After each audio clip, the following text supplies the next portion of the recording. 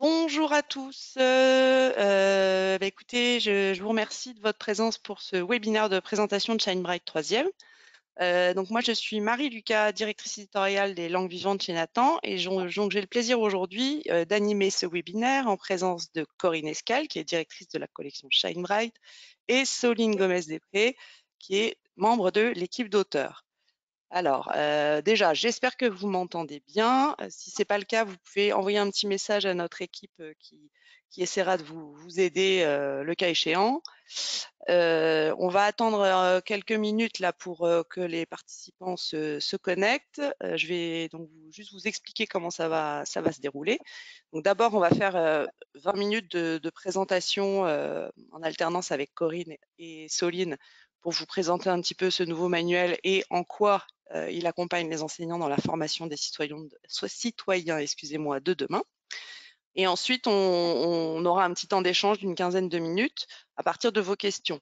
Alors, vos questions, vous pouvez les poser via l'onglet à votre disposition dans la console du, du webinaire. Vous les posez à l'écrit et je me ferai votre porte-parole pour les poser à Corinne et Soline à l'oral. On essaiera évidemment d'en traiter le maximum s'il y en a beaucoup, et si jamais on n'a pas le temps de répondre à tout, et on vous répondra par écrit dans les jours qui viennent.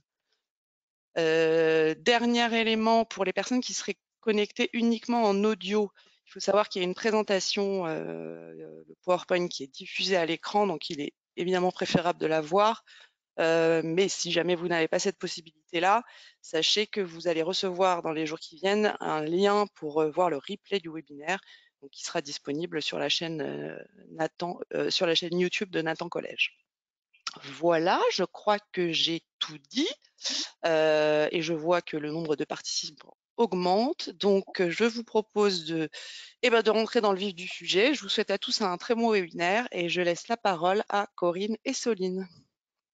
Alors, bonjour à tous. Moi, je suis Soline Gomez-Després. Je suis professeure au Collège Descartes à Soisy-sous-Montmorency et donc co-auteure de Shine Bright 3e. Bonjour à toutes et à tous et merci de nous rejoindre pour ce webinaire. Je suis Corinne Escal, IAIPR dans l'Académie de Versailles et directrice de la collection Shine Bright chez Nathan. Donc après la collection Shine Bright Lycée, je suis heureuse de vous présenter le manuel de 3e qui repose sur le savoir-faire et l'expérience de ses aînés. Nous y retrouvons ce qui fait la spécificité de Shine Bright, à savoir une méthode rigoureuse, moderne et résolument positive qui permet de faire découvrir le monde anglophone dans sa diversité culturelle et linguistique. Donc, c'est une collection qui a été écrite par des auteurs chevronnés, formateurs de toute la France et de divers horizons, et qui ont pour certains une expérience dans l'édition, puisque certains auteurs ont écrit Thumbs Up, les Escape Games Nathan, Pump It Up et la collection Reading Guides. Alors, dans l'époque actuelle, maîtriser les langues vivantes est un levier incontournable pour la réussite de nos élèves et un levier également incontournable pour la mobilité géographique et professionnelle. Donc, Shine Bright accompagne les enseignants dans la formation des élèves pour être les citoyens de demain. Merci vraiment à toutes les deux d'être là aujourd'hui en cette veille de long week-end qui plus est. Donc pour commencer, Corinne, est-ce que vous pouvez nous expliquer comment ce manuel est structuré? Bien sûr. Alors, le manuel comprend 12 unités avec une alternance d'unités courtes de 6 pages et d'unités longues de 14 pages, représentées de manière visuelle dans le sommaire par une taille plus ou moins longue. Les unités courtes, que l'on appelle aussi des snapfiles, sont davantage scénarisées dans leur progression et constituent une mission dynamique. Les unités longues, elles, qu'il n'est pas nécessaire d'étudier dans leur intégralité, permettent un choix large de documents qui fait la part belle à la liberté pédagogique des enseignants. Donc l'enseignant choisira les documents selon ses goûts, selon ses envies et aussi le niveau de ses élèves. Un enrichissement sera possible grâce aux articles de Speakeasy News. En plus des 12 unités, vous trouverez dans le manuel un escape game centré sur une œuvre littéraire, Treasure Island, qui est composée en 2 parties. Tout d'abord, une introduction à l'œuvre et aux personnages, Et dans une deuxième partie, le jeu en lui-même, centré sur les aventures sur l'île, qui s'appuie sur une carte magnifique que vous pouvez voir. À la fin du manuel, il y a également des pages de méthodologie très visuelles sur les 5 activités langagières, le lexique, un précis grammatical et une banque d'exercices de grammaire et de vocabulaire. Et enfin, des cartes géographiques. Merci Corinne pour cette présentation de la structure. Est-ce que maintenant vous pouvez nous expliquer, nous en dire un petit peu plus sur les thématiques que les auteurs ont choisi d'aborder, s'il vous plaît? Oui, Marie. Ce manuel met en avant des thématiques variées qui questionnent les problématiques du monde actuel pour mieux intéresser les élèves de 3e. Les élèves de 3e qui sont de futurs lycéens. Donc, et par ailleurs, préparer les citoyens de demain, c'est amener les élèves à découvrir et à comprendre le monde anglophone d'aujourd'hui dans lequel ils vivent. Donc, nous avons des unités sur des thématiques fortes de société, comme l'inclusion, à savoir le file 2, sur l'intégration des Anglais d'origine indienne et sur la fusion des cultures. Nous avons un snap file 3 sur l'égalité des sexes en Nouvelle-Zélande. Également le file 6 qui est sur l'histoire des Noirs américains et sur le mouvement Black Lives Matter. Donc, de manière générale, nous avons voulu apporter modernité ou nouveauté au thème étudié en 3e. Par exemple, l'unité sur le monde du travail est là, mais sous l'angle des jeunes entrepreneurs aux États-Unis pour étudier une réalité du monde anglophone et pour montrer aussi une vision positive de la société et de la réussite. L'écologie est aussi présente, mais à travers des thèmes novateurs tels que la Formule 1, qui est un sport qui n'a jamais été évoqué en collège et qui permet aussi d'évoquer l'égalité filles-garçons et le racisme.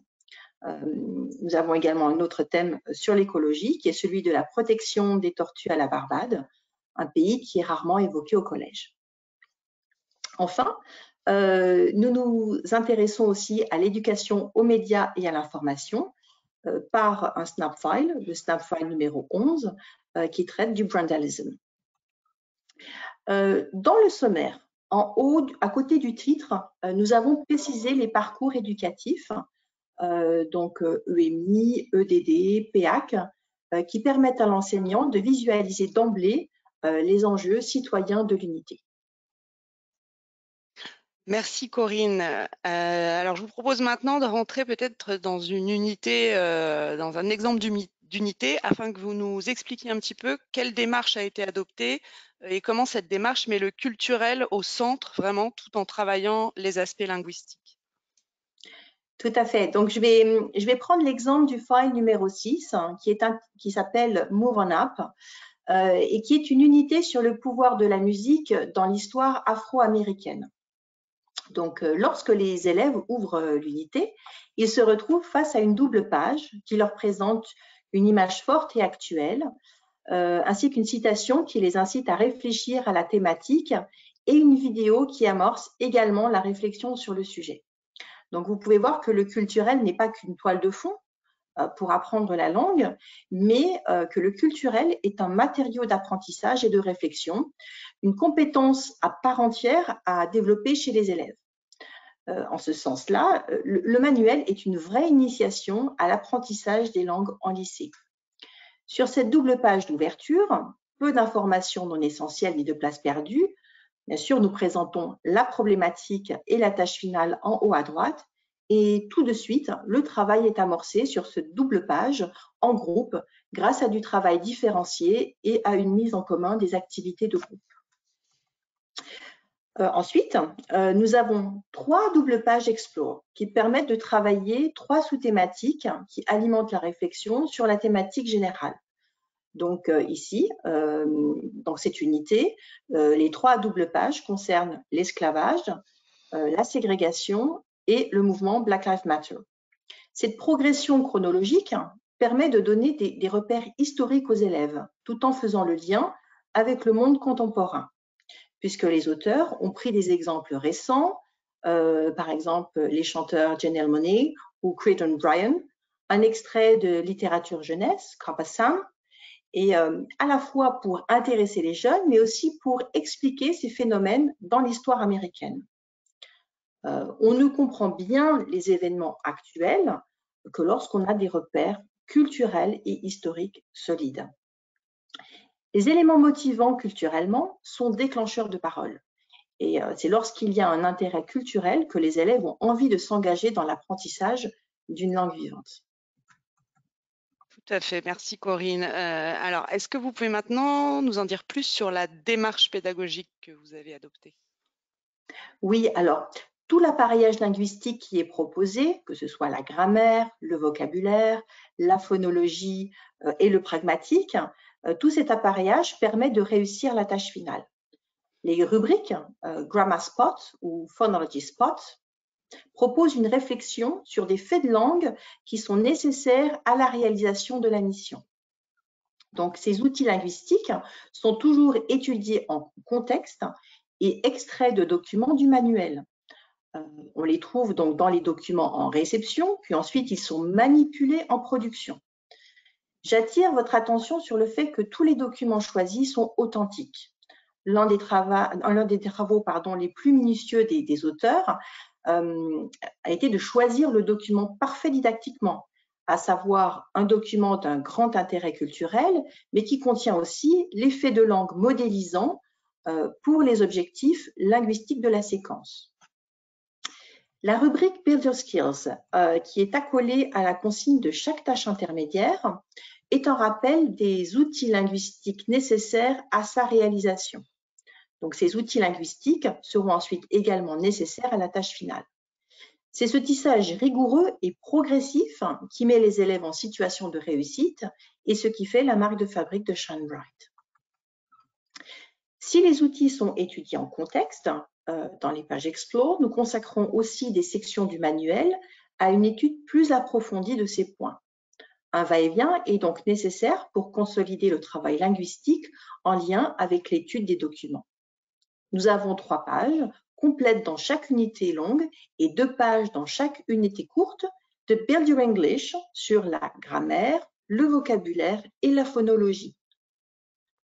Parmi les points forts de ces pages, j'attire votre attention sur les superbes infographies de grammaire, mais aussi sur les Grammar Tutos, qui sont des tutoriels de grammaire dynamiques et attrayants pour les élèves qui leur parlent au sens propre comme au sens figuré. J'attire également votre attention sur les cartes heuristiques de vocabulaire, mais aussi sur les nombreux exercices qui sont sur ces pages, dans le workbook et dans la malle arrière. Alors, vous disposerez aussi d'une ressource conséquente d'exercices par unité que vous pouvez utiliser pour le travail en classe, hors classe ou pour les temps d'accompagnement personnalisé ou de remédiation. Nous avons également un précis grammatical décliné en double page thématisée pour constituer un outil sécurisant et dynamique pour les élèves. Merci Corinne pour toutes ces explications. Je vais maintenant m'adresser à Soline et je voudrais revenir sur le titre du webinaire qui insiste sur la formation des citoyens de demain. Alors, quel type d'activité spécifique contribue à cet objectif ? Alors effectivement, Marie, former les citoyens de demain, c'est aussi développer les compétences sociales de collaboration et de travail en équipe. Alors, on s'aperçoit que le teamwork apparaît dès la double page d'ouverture, mais il y a également des propositions de travail en groupe dans les doubles pages Explore, au moins une fois dans chaque unité, ainsi que de nombreux pair work, hein, on le sait, qui sont des moments qui permettent de mettre en place de l'interaction en classe. Parmi les tâches finales, on a également la mise en place d'une tâche finale collective qui est un talk show dans l'unité 10 All Dressed Up, pour travailler la médiation et également initier au débat dès le collège. Donc, la collaboration est une compétence qui est également travaillée via les jeux dans chaque unité longue et bien sûr dans les skip games où pour gagner, il faut nécessairement avoir mis en œuvre le collectif.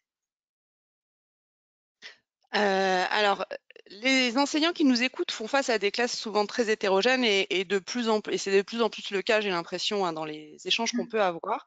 Est-ce que c'est un sujet que vous avez pris en compte dans la conception du manuel ? Oui, complètement. En fait, la différenciation pédagogique, c'est effectivement un élément vraiment crucial dont on a bien conscience. Et donc, vous trouverez dans le manuel plusieurs propositions qui vont dans ce sens. Donc, on peut proposer tout d'abord une différenciation de support par le biais du teamwork. C'est-à-dire que vous allez avoir 2 supports différents qui vont être proposés aux élèves et qui vont permettre à la fois de varier le contenu et la difficulté, ainsi que les élèves puissent parvenir à une mise en commun. Donc, on justifie aussi à ce niveau-là le travail en équipe. Une deuxième option qui est que l'exploitation de certains documents se fera par le biais d'un Way 1, Way 2. C'est-à-dire que cette fois-ci, on va proposer un même support, mais qui pourra être traité en empruntant 2 chemins différents afin de s'adapter vraiment au niveau des élèves.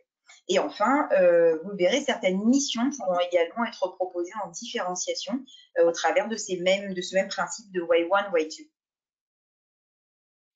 Super, merci beaucoup Soline. Alors, il y a un autre élément dans la formation des citoyens, c'est la formation aux outils numériques. Qu'est-ce que vous pouvez nous en dire?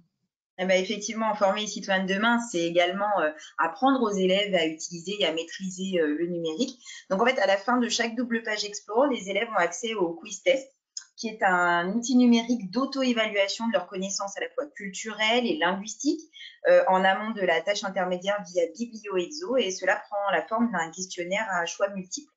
Il y a également un second outil numérique qui est présent sur la double page Final Mission, sur la page Test Your Skills en bas à droite, qui s'appelle Quiz Test de positionnement. À ma connaissance, nous sommes le seul manuel actuellement sur le marché à le présenter. En fait, on a décidé de le proposer suite à la mise en place cette année, vous savez, du test Evalang pour tous les élèves de 3e. Chaque année, tous les élèves de 3e de France doivent passer un test de positionnement à la fois en compréhension orale, en compréhension écrite et en compétences grammaticales et lexicales. Le test Evalang qui a été élaboré par France Éducation Internationale, c'est un test numérique de 30 minutes qui va positionner l'élève sur l'échelle du cadre européen commun de référence pour les langues en fonction de ses réussites. Donc, en fait, on a décidé de proposer un test d'inspiration Evalang pour vraiment familiariser, entraîner les élèves avec, les familiariser avec les modalités de ce test, tout en les interrogeant, bien évidemment, sur le contenu des unités étudiées. Très bien. Alors, un autre élément clé de la classe de 3e, c'est de faire gagner les élèves en autonomie afin qu'ils soient prêts pour le lycée. Comment cela se traduit-il dans le manuel? Alors, nous avons effectivement conçu toute une panoplie d'outils pour accompagner l'élève sur le chemin de l'autonomie. Dans le guide pédagogique, vous verrez, il y a une fiche élève pour chaque séquence afin que ce dernier puisse vraiment suivre sa progression et sa maîtrise des outils. Donc, comment ça fonctionne? L'élève coche au fur et à mesure avec l'enseignant les différents items de la séquence et ensuite, au terme de celle-ci, peut s'auto-évaluer en vue des différentes missions. L'accompagnement vers l'autonomie de l'élève, c'est aussi lui offrir des étayages, bien sûr, qui vont lui permettre de réussir. Donc, pour chaque intermédiaire, le guidage dans le manuel permet de mettre en place l'activité. La consigne est précise et comme nous l'avons dit tout à l'heure, parfois, le choix est donné entre 2 chemins de difficulté différentes, à savoir le Way 1 et le Way 2. Alors, l'enseignant peut l'imposer, mais ça peut être aussi intéressant de donner le choix à l'élève d'emprunter le chemin qui le mènera sur la voie de la réussite en toute autonomie. Et comme les élèves ont des besoins différents, certains ont besoin d'être plus guidés, d'avoir des étayages supplémentaires, on le sait, et c'est ce que propose le workbook, ainsi qu'une checklist qui énumère les points et les outils qu'il ne faut pas oublier pour bien réussir la tâche. Cette checklist peut d'ailleurs être donnée, ça peut être intéressant de le donner dans un second temps aux élèves, après une courte phase de questionnement collectif. Vous trouverez également un accompagnement à la tâche finale dans le manuel à travers le Yes You Can, qui est un accompagnement méthodologique structuré en quelques points, qui prend appui sur un document modélisant. Le workbook offre ensuite la trame, qui permettra à l'élève de construire sa production en suivant les étapes attendues. Amener l'élève à être autonome, c'est aussi lui permettre de mesurer ses progrès. Et donc, dans le manuel, nous proposons une page d'évaluation des compétences de compréhension orale et écrite, adossé à nouveau, bien évidemment, au cadre européen commun de référence pour les langues. Et dans le workbook, il y a également une grille d'auto-évaluation de ces compétences. Enfin, les pages How to Shine sont consacrées aux stratégies de renforcement des 5 activités langagières et des compétences grammaticales, lexicales et phonologiques en lien avec les activités langagières. Donc, en fait, de gauche à droite, si on regarde les pages, l'élève passe des conseils concrets, transférables et stratégiques à gauche à la mise en pratique par le biais du You Turn to Shine à droite. Ces pages dynamiques, attrayantes, aussi très visuelles, vous verrez, ont été pensées pour mettre les élèves vraiment en situation active. Par exemple, si on prend le thème du lexique, le manuel aide concrètement l'élève à mieux comprendre le vocabulaire inconnu, à la fois en compréhension orale et en compréhension écrite, à mieux mémoriser les mots nouveaux et donc forcément à enrichir son vocabulaire en situation de production orale ou écrite, ce qui est quand même beaucoup plus utile qu'un lexique français-anglais que finalement l'élève ne consulte pas ou très peu. Merci Soline. Alors, je pense qu'on a bien parlé des élèves et de ce que vous avez prévu pour eux, mais Shine Bright accompagne aussi les enseignants. Est-ce que vous pouvez nous présenter les outils qui sont à leur disposition? Oui, tout à fait. Donc, effectivement, on a également réfléchi à essayer de moderniser ce guide pédagogique pour qu'il soit plus séduisant et qu'il parle aux enseignants d'aujourd'hui. En fait, effectivement, on sait très bien que votre temps est compté et donc on a vraiment voulu vous faciliter la tâche au maximum et c'est pour ça que, en l'occurrence, on a créé les Teachers Tutor. Donc, voici un extrait. Alors, je vais lancer Il l'extrait arrive. dès que je peux.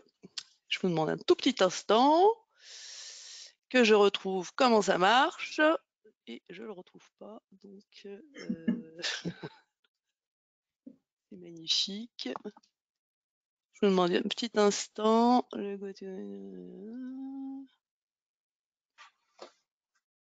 Ah, Donc, je le fais en direct. bah sinon, ouais, c'est ça, Soline, vous allez.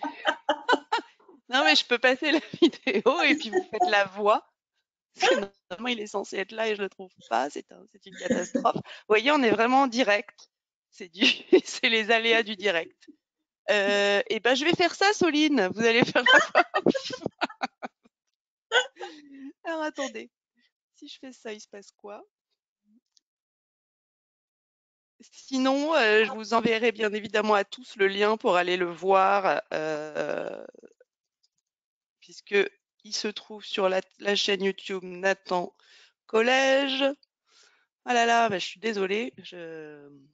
Voilà, les aléas du direct, comme je le disais à l'instant. Vous voyez toujours mon écran? Oui. Voilà, il est là. Mais je pense pas que vous aurez le son, malheureusement. Mais c'est utile parce qu'au moins on voit le lien pour, pour arriver jusqu'à la Souhaitez-vous que je... vidéo. Bah, vous pouvez commenter ce que vous faites. Parce que c'est Soline donc qui a fait ce premier teacher tuto.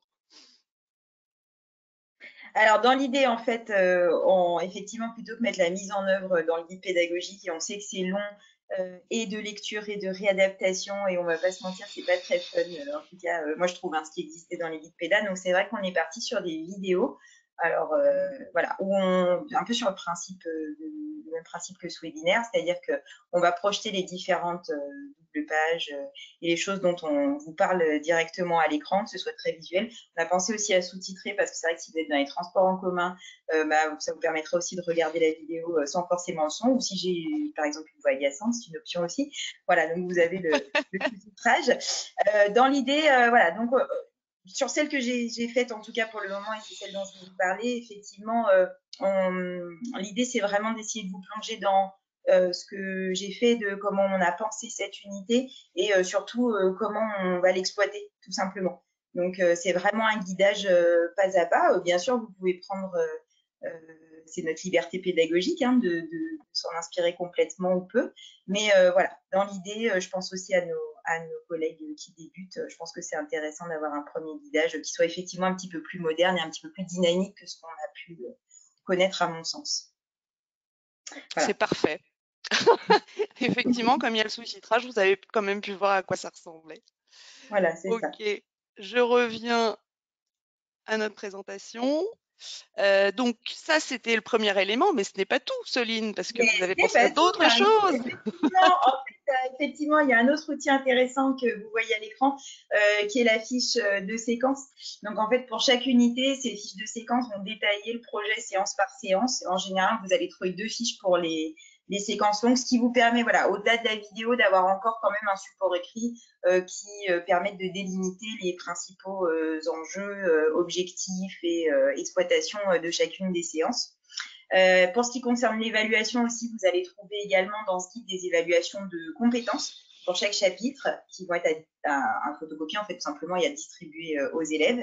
Et puis bien sûr vous trouverez les traditionnelles informations sur chaque document, les scripts, les corrigés du manuel et du workbook, les éventuelles pistes de prolongement et bien évidemment ça peut être intéressant la grille d'évaluation de la tâche finale. Voilà. Qui est ici. Voilà. Merci beaucoup à toutes les deux et merci pour votre capacité d'improvisation toujours au top. Eh bien, on a fini du coup notre petite présentation. Donc là, je vous propose de prendre quelques questions et donc je vais aller me diriger vers l'onglet questions pour voir qu'est-ce que vous voulez savoir.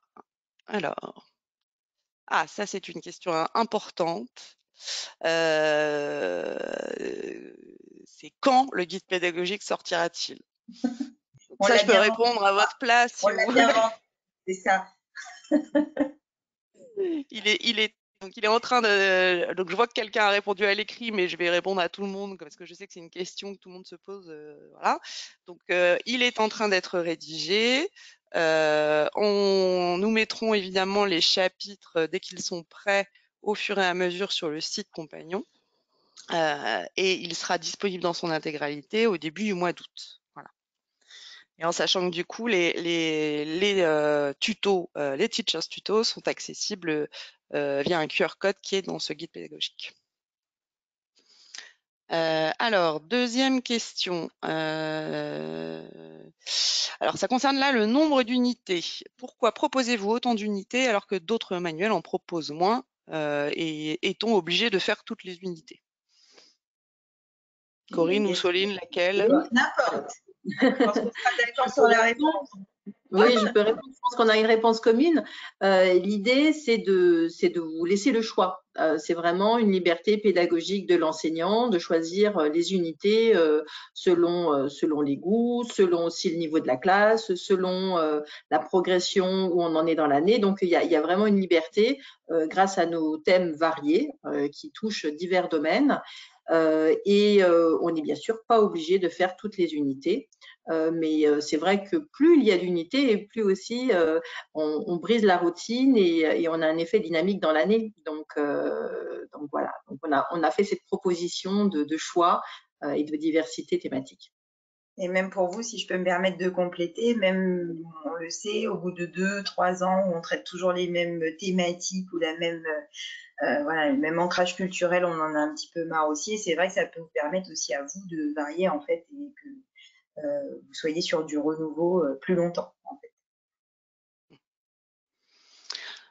Alors, une question concernant la différenciation, parce que donc vous avez présenté les Way 1 et Way 2, Soline.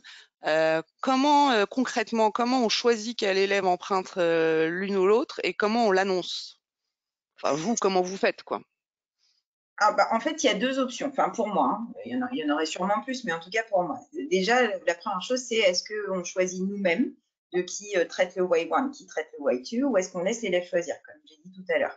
Moi, je trouve que ça peut être intéressant. Dans un premier temps, pourquoi pas de les laisser choisir, parce que quand on commence l'année scolaire, nous déjà, on ne connaît pas forcément nos élèves, on ne connaît pas forcément le niveau, et eux ont sûrement besoin d'être rassurés. Après, je trouve que ça ne veut rien dire. Il est vrai que la Way 1 va être plus simple que la Way 2, mais honnêtement, pour l'avoir fait moi-même sur certaines unités, c'est pas forcément si évident que ça. Et donc, je veux dire, on peut avoir aussi des repérages qui sont plus accessibles pour certains élèves que pour d'autres, selon leur façon de travailler également. Donc ça, c'est une première chose. Après, la deuxième, vous pouvez aussi, bien évidemment, décider de choisir. Alors moi, souvent, ce que je fais, c'est qu'en fait, tout simplement, j'organise ça comme un pair work et je dis, tel élève, vous êtes number 1 sur celui-là, et tel élève, vous êtes number 2, tout simplement. Et en général, ça pose aucun souci particulier, bien au contraire, ils sont contents de pouvoir aborder les choses différemment et d'échanger ensuite dessus. Merci beaucoup. Une autre question. Est-ce qu'il y a pour vous des unités incontournables? Spice School. Les unités de Soline. Non, il n'y a pas des unités incontournables, mais c'est vrai que dans les files qui sont plus longs, on va aborder aussi des points, des faits de langue qui sont incontournables hein, dans la progression de l'élève. Donc, je pense que voilà, les unités longues sont quand même des piliers du manuel, même si les unités courtes sont là aussi pour porter vraiment des missions plus scénarisées, plus ludiques et donner un autre rythme à l'apprentissage. Donc, il n'y a pas d'unité incontournable, toutes sont enrichissantes et ça, c'est une affaire de goût et de choix. Très bien. Une dernière question, alors qui concerne là plus l'aspect technique, sur les quiz numériques. C'est-à-dire, est-ce que il est nécessaire d'inscrire sa classe pour que les élèves aient accès aux quiz numériques? Donc ça, je vais répondre, vous inquiétez pas. Parce que j'ai senti un espèce de blanc. Donc, pour les quiz, deux options. Soit vous ne voulez pas, enfin, vous n'avez pas forcément envie d'avoir une visibilité sur les résultats de vos élèves, auquel cas il n'y a aucune nécessité de rentrer vos classes et les élèves peuvent accéder au quiz soit en scannant la page avec l'appli Nathan Live, soit en rentrant le mini lien que vous verrez sous chaque exo quiz et qui permet d'accéder à l'exo quiz. Et donc, ils peuvent se tester totalement en autonomie et obtenir un score.